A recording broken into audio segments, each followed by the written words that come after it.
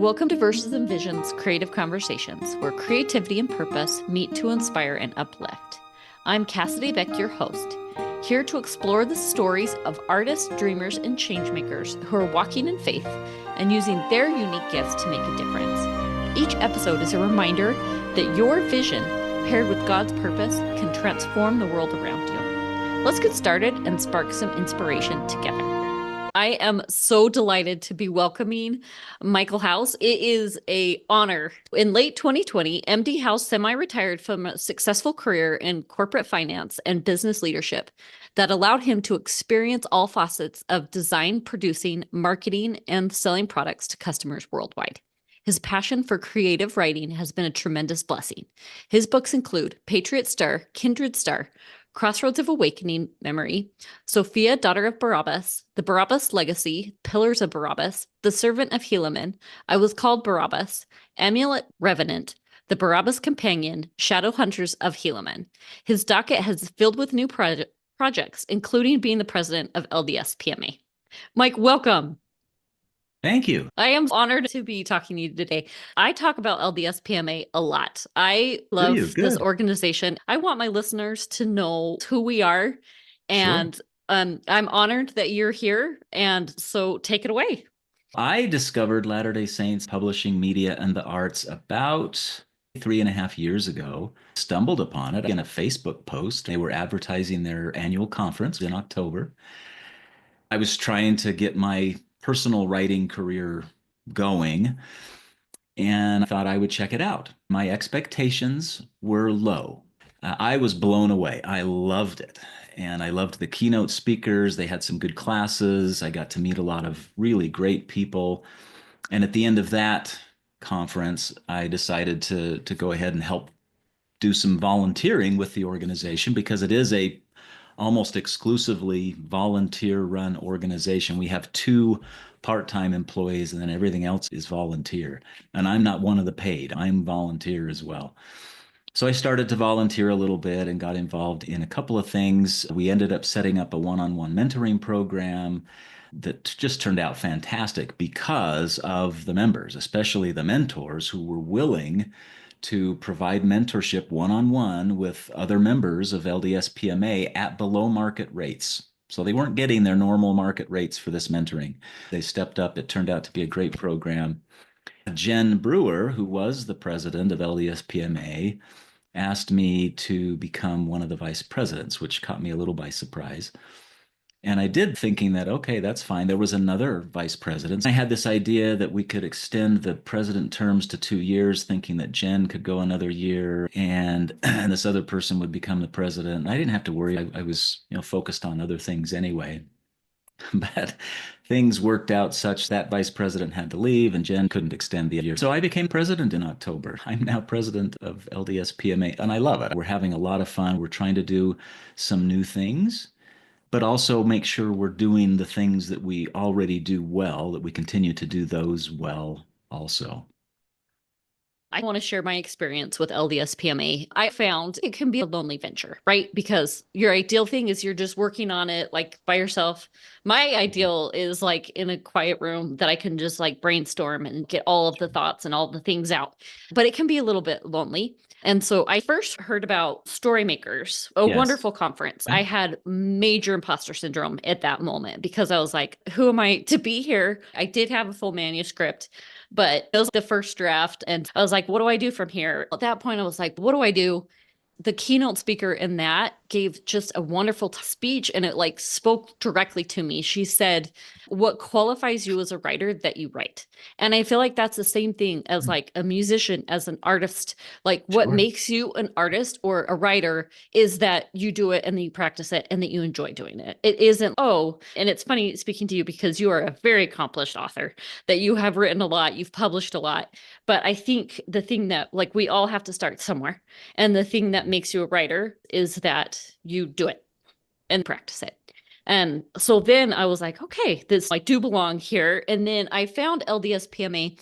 What I love about LDSPMA is that so Storymakers is just for authors and it is wonderful. Yes. I love that LDSPMA is definitely for authors, but it is also for editors, it's for writers, it's for musicians, filmmakers, artists, influencers, any media. You go in there and there's just like a creative vibe, a bug. And I was like, let me catch that. These are my people. Yeah. That is my LDSPMA story. Wonderful. Thank you for sharing that. We distinguish ourselves in a couple of ways from some other related types of organizations in that we do address more than just the authoring or book publishing community. We don't shy away from the LDS part of our name. We're not going to step back from the principles of the Church of Jesus Christ of Latter-day Saints. That's our home. What we're trying to do is help spread the light of the restored gospel throughout the earth. That's our purpose and a mission. Our vision is to flood the earth with light, and our mission is to provide professional development to people of faith involved in creating uplifting writing, art, music, and media. We don't shy away from the LDS part of that. Now, that doesn't mean that we don't get involved with people of other Christian faiths, because we do. And in fact, at this last conference, we had Pastor Jeff McCullough from Hello Saints, the YouTube channel Hello Saints, he was there with Kurt Frankum. They gave a class, and it was excellent. We're trying to build bridges as Christians with members of other faiths. And another thing, a teaser for your audience, one of the people I met at this past conference is Carmen Musgrip, and she's LDS, her and her husband. They ran a successful business and then retired, and now they spend their time doing philanthropic activities, getting involved in all kinds of things, including interfaith activities. She started a Christian radio station called Tombslayer Radio. You may have seen their table there, and they also sponsored one of the snack tables at the conference. She was really excited about the conference. It was the first time she'd been there. I don't remember how she found us, but she found us and she was there and she loved it. And we got to talking and we decided, what if we were to put together some sort of a Christian Creatives Expo that is multi-denominational and it's Christian, and invited everybody to share a public event where creators could share their enterprises with the public. We've started to give that legs. It's going to happen in 2026 in the spring, probably in Orlando. LDSPMA will partner with her group and all these other faith leaders to put together this Christian Creatives Conference in Orlando, which should be fun. That's awesome. That sounds incredible. I am in Idaho and had the opportunity to go to a Christian collaboration when actors and actresses from The Chosen came. And it was exceptional. I feel like there is something so special about being in a room of believers that I love. Did you see Dallas Jenkins's speech at BYU about a month and a half ago? Oh, so good. The fish and some loaves. So Really good. A question that I get. And so I'd love to hear how you respond to it. We are members of the Church of Jesus Christ of Latter-day Saints, but we're not endorsed by the Church of Jesus Christ of Latter-day Saints. Correct. And Correct. Because I am also a volunteer, and it's funny because so I'm involved with the podcast group called Create. Right, yeah. It's exceptional. I love it. It's so wonderful. But so the question that I got is, oh, you're working for the church. How would you respond to that? Yeah, again, we're a volunteer organization. We are aligned with the principles and the doctrines of the Church of Jesus Christ of Latter-day Saints. We are not officially endorsed by the church, but we enjoy a number of high-level contacts with the church, and we like to collaborate and partner with the church in some of the things it's trying to achieve. At the past conference, Sister Kristen Yee was one of our keynote speakers. And that was the first time that we had a currently sitting member of a general presidency speak to us at our conference. We'd had Bonnie Oscarson before. We'd had Gerald Lund before that had been general officers of the church in the past. But this was the first current member, and it was wonderful. And she took her calling very seriously, because after that address, which was about 45 minutes long, and it was very good, she spent 3 hours ministering to anyone who wanted to talk. And we had a long line of people that wanted to talk to Sister Yi. And she wasn't looking at them saying, hey, okay, I got 30 seconds, and then I got to get to the next person. It was one-on-one until they were done. Exactly how Christ would have done it. It was beautiful. We thought maybe 45 minutes she'd do a meet and greet and be done. And and near the end of her time there, I was standing there with Arthur Jew, our vice president, and he knows Sister Yi. And he said, hey, do you want me to introduce you to Sister Yi? I said, let her go home when she's done. She doesn't need to meet me. She is doing the work that she needs to do. And when she's done, let her go home. But it was wonderful. Really good. So it's funny that you say that, because that is like one of my biggest regrets about this conference. Her talk was exceptional. It was so good. She spoke in the general conference right before. It was great because you got to know her a little there, and then she expanded on the things that she said. It was just, oh man. That was perfect like timing for us. Perfect timing for us. Yes. Yes. I am an impatient lady. And that line, I couldn't do it. Forever. It went so long. I had a table there and I packed up my table. So I was back and forth. I was like, I'm tired. I'm hungry. I'm out. A couple of people I talked with who had spoken with her said it was a life-changing experience for them. Sure. They had said it was like Christ would have done. It was such a missed opportunity. So that is a regret I hold in my heart. There will be other opportunities. Christ is always ministering through his servants. We didn't expect it. We were blown away. I was sitting in the awards gala. Oh, sure. At one of the tables there, and I kept looking back to see if the line was getting shorter, and it just kept going. And the gala ended, and she was still going, right? Yeah. And the other thing that was interesting that happened at that gala, there was a Korean woman at my table, Gail Sears, and she was there with her husband. And I introduced myself to this Korean woman and just to find out who she was and why she was there. And it turned out she was up for one of the awards at the gala for a book called A Necessary Lie. The story was told briefly in The Ensign a few years ago about how her and her husband escaped North Korea. Wow. And how they found the church, how they found Christianity, joined the church, and now live in Lehi. I think she calls herself Vivian. I can't remember their Korean names. We talked with her, and Gail Sears had just finished her book and had no idea she was sitting at the same table with one of the authors, with that lady who had escaped from North Korea. And Gail it was so amazing how beside herself Gail was with just pure joy that she got to meet this person. It was amazing. A similar thing had happened to me. I had just finished A Slow March of Light, a phenomenal book. And I was there. We have author signings events after LDSPMA. And I had walked through one, and Heather Moore was there. And I was like, you are the author of this book. It was so exciting for me to put the face to the name of someone that had spent so long doing it. That was really fun. For a while, the organization did Enlightened Business Fundamentals with Daniel Blumberg and Douglas Pugh. I took that class and studied with them for a year. It was phenomenal. I look up to those two as mentors. They are exceptional business minds and even more exceptional people.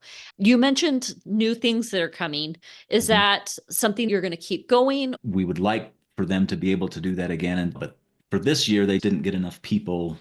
Hopefully that'll come back next year. And of course, we have the podcast, we have the master classes. I just participated in my first Zoom call. We have monthly Zoom calls. I joined one yesterday, and that was fun.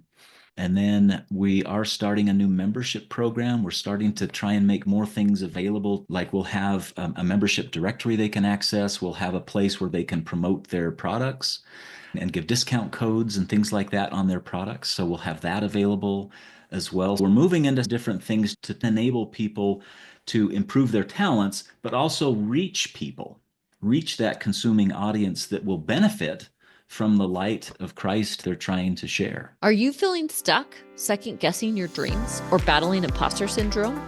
You're not alone. I've been there too. But here's the truth. Your vision, your purpose, your God-given gifts are meant to shine.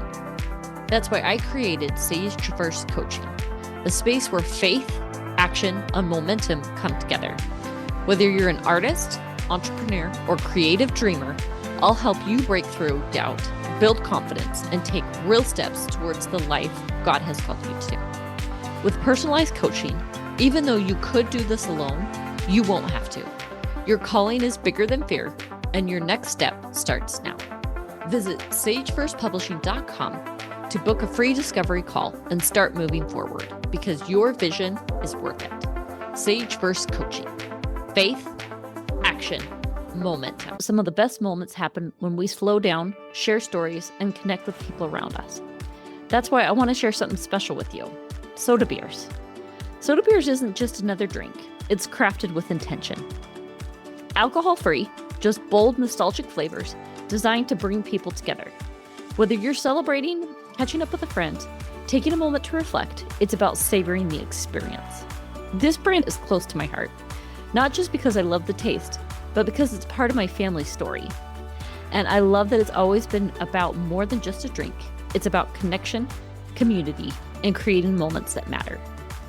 So if you're looking for something refreshing, something crafted with care, give soda beers a try.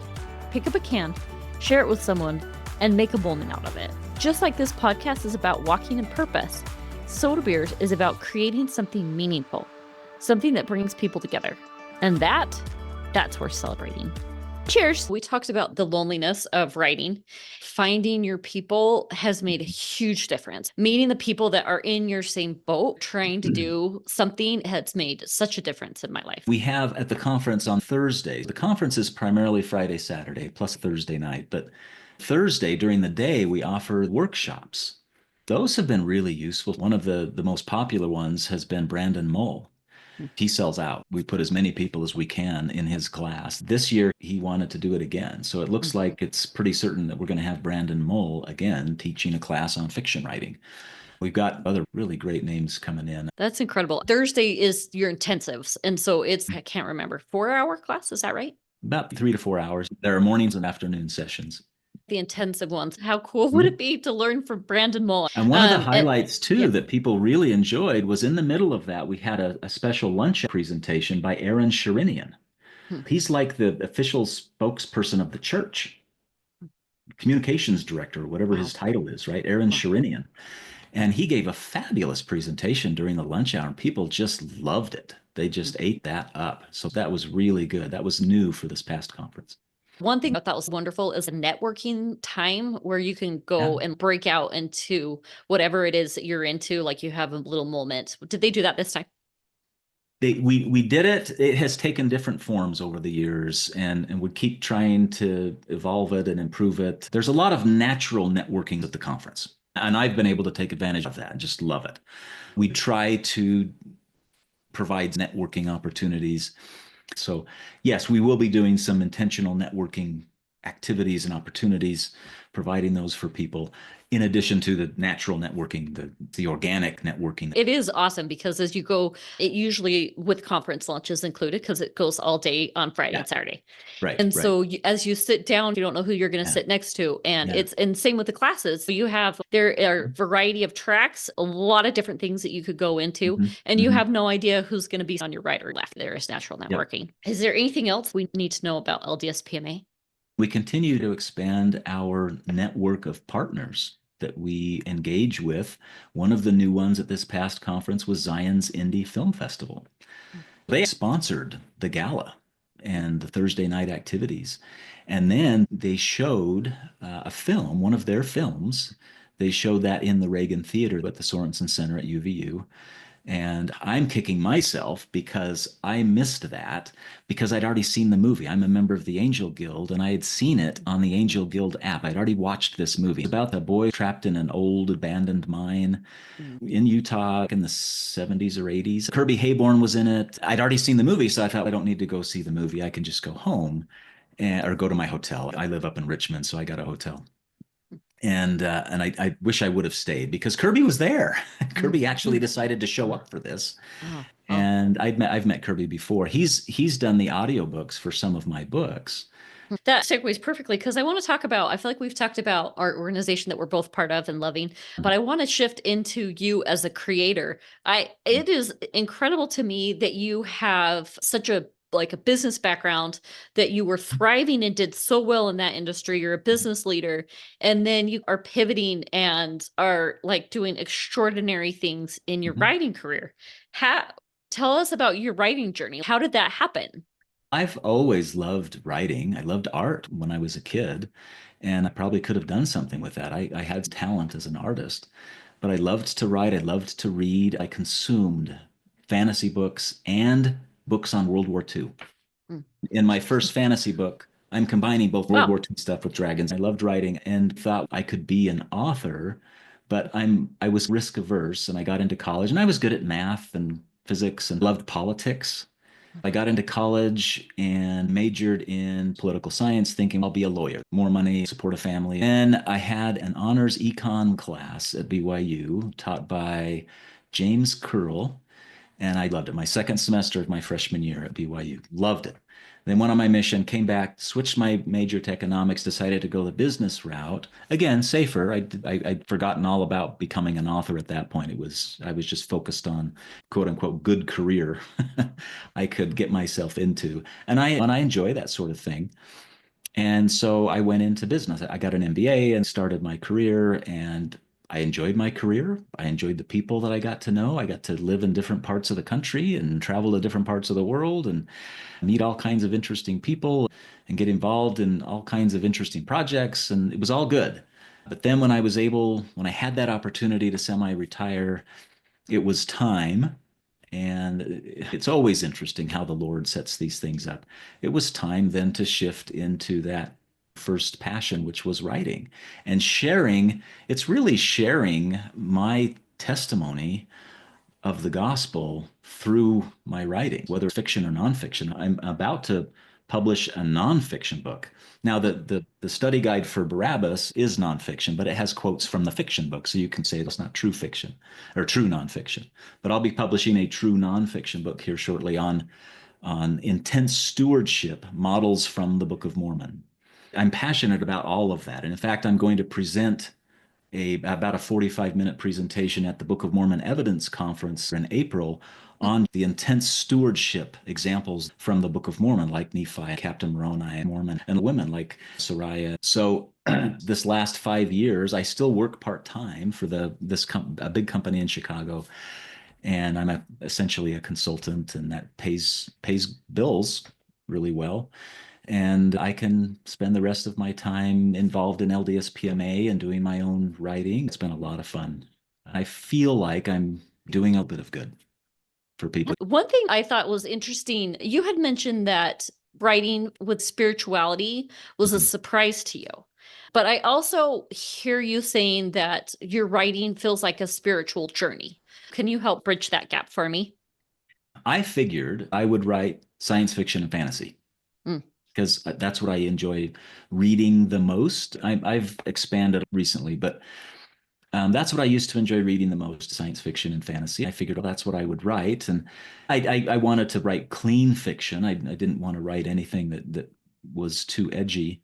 But it has surprised me a couple of things. One, just how much I'm able to utilize that fiction that I'm writing, whether in it, and even in the sci-fi and fantasy, to move the testimony of Christ forward, right? And the second thing was the inspiration to write books like Barabbas.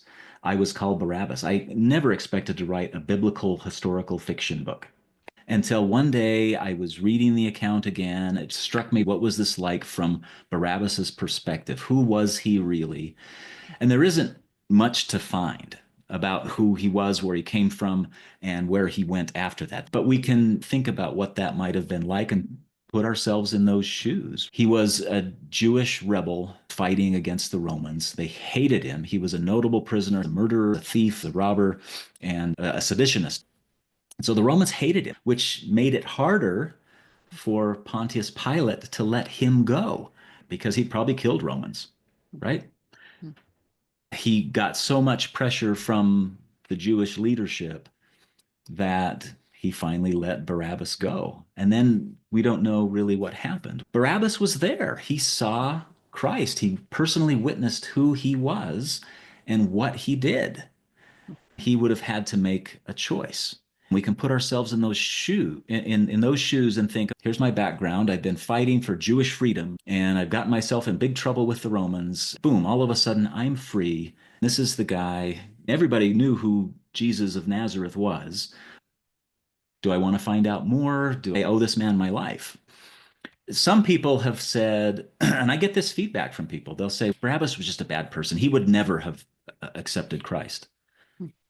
There have been really bad people who have completely 180'd their lives and followed Christ.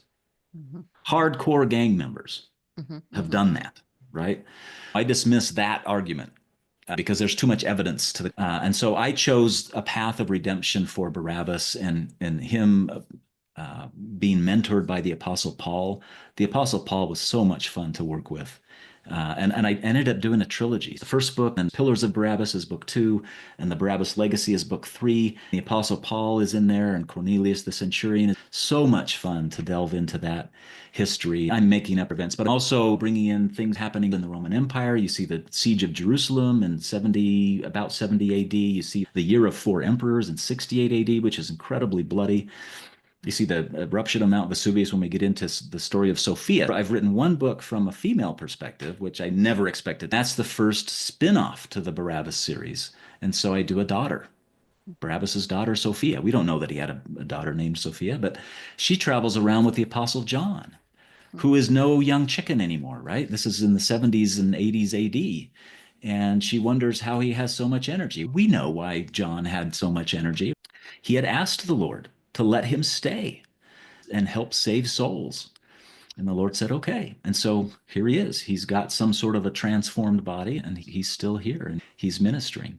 It's been such an interesting, unexpected journey and so much fun. I love writing. I'd love to sit down and come up with these ideas and tease them out, figure out how I'm going to get from point A to point B. And I get to work with lots of really good editors, illustrators, and artists. There's been some fun collaborations.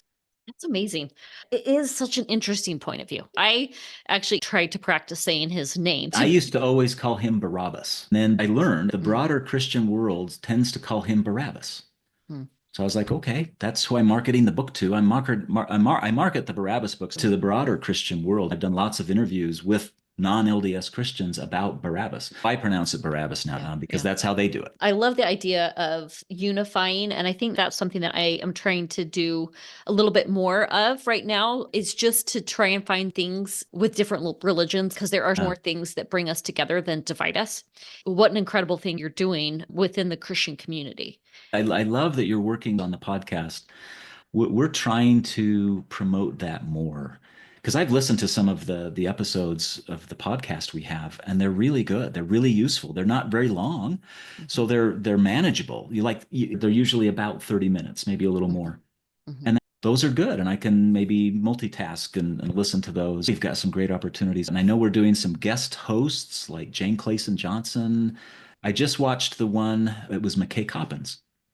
There are some really good ones. I also think Connie Sokol was one of the classes I really enjoyed. That woman is incredibly inspirational. It's interesting to come together and see how people are using their talents like in different ways, but that are like united in purpose. It's been fun to be a part of this podcast. It's fun to see the changes and momentum moving forward. And the Lord is helping us. We just have to step back sometimes and say, wow, the Lord really made that work. Sometimes in a different way than we expected. It's just awesome. He knows what he's doing. What final words would you say for someone trying to find their people?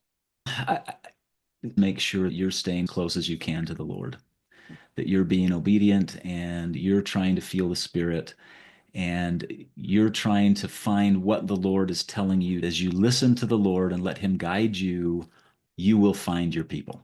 They will come. You won't have to look hard. You'll start to find them. Because you'll be doing your best to follow the Lord's direction, and those people will be put in your path. It really is an amazing process. Joseph Smith experienced the same thing. How in the world did he find Oliver Cowdery? Oliver Cowdery was a school teacher. He comes to his parents' home in the fall of 1828. They start talking to him a little. They didn't want to tell him too much at first, but he was a truth seeker, and they sensed that from him. And then he prayed, and apparently, according to Lucy Mack Smith, he had his own vision in fall of 1828 of what the plates looked like. He's really interested in helping Joseph, and he goes down and he helps Joseph. And Joseph at the time was like, what am I going to do about this or that? The Lord puts things in place as long as we're doing our best. And Gordon B. Hinckley was famous for saying that. All the Lord asks is you do your best. Seek him and do your best, and he will help you. So that would be my advice. That's wonderful advice. My advice is come to LDSPMA. But I like your advice better, but do both. Yes. Mike, it's been such a pleasure. Thank you. Yeah, thank you. I've loved this. Thanks for tuning in. Until next time, keep creating, keep dreaming, and keep bringing your visions to life.